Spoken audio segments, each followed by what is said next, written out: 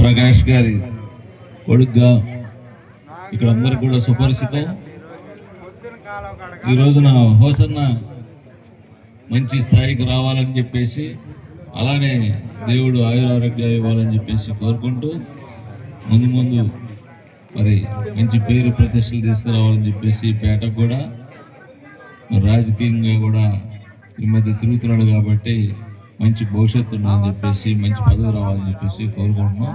అలానే అందరిని కూడా బాగా చూసుకోవాలని చెప్పి కూడా కోరుకుంటున్నాం. ఓకే, ఆల్ ది బెస్ట్ అమ్మా. Thank you.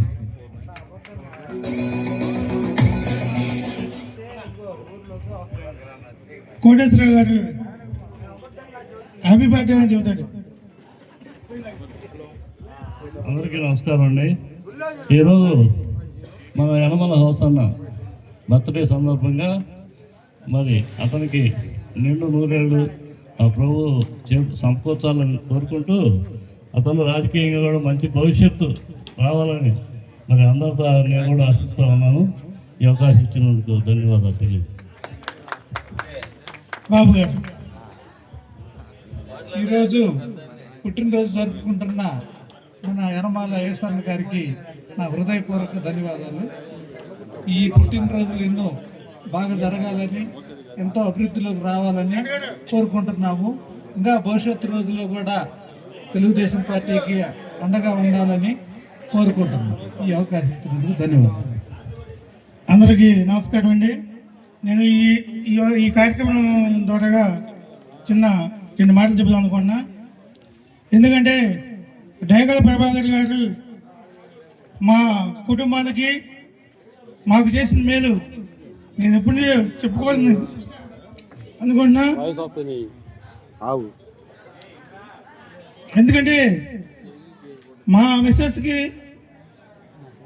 కొంచెం ఇబ్బంది వచ్చింది. నేను గవర్నమెంట్ హాస్పిటల్లో ఉన్నా.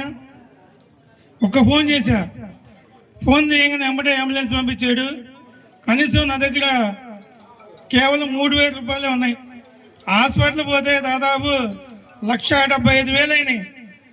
అన్నా అంటే తమ్ముడు ఏ వద్దులే పోరా అని చెప్పి నన్ను ఎంతో ఆత్మీయంగా, మరి నాకు యాక్సిడెంట్ అయినప్పుడు కూడా అదే సిటీ హాస్పిటల్లో మరి అన్న మమ్మల్ని, నా భార్యని, నన్ను హాస్పిటల్ ఇబ్బంది అయితే మాకు దేవుడిలాగా ఆ రోజు మమ్మల్ని ఆదుకున్న వ్యక్తి ఎవరైనా ఉన్నాడంటే కేవలం అది డేగల బాబాయ్ అన్నకే మేము రుణపడి ఉంటామని చెప్పి ఈ సందర్భంగా తెలియజేస్తున్నాను. Thank you.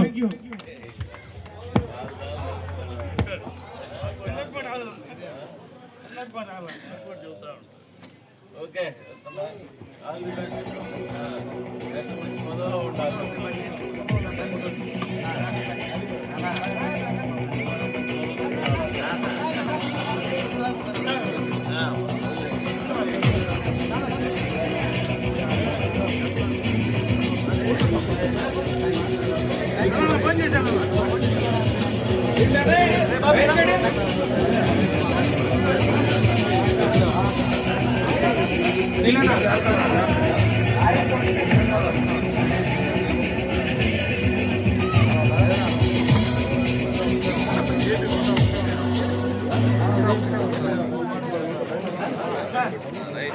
బావా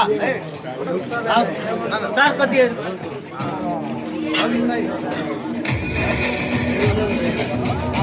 ఓకే రెడీ.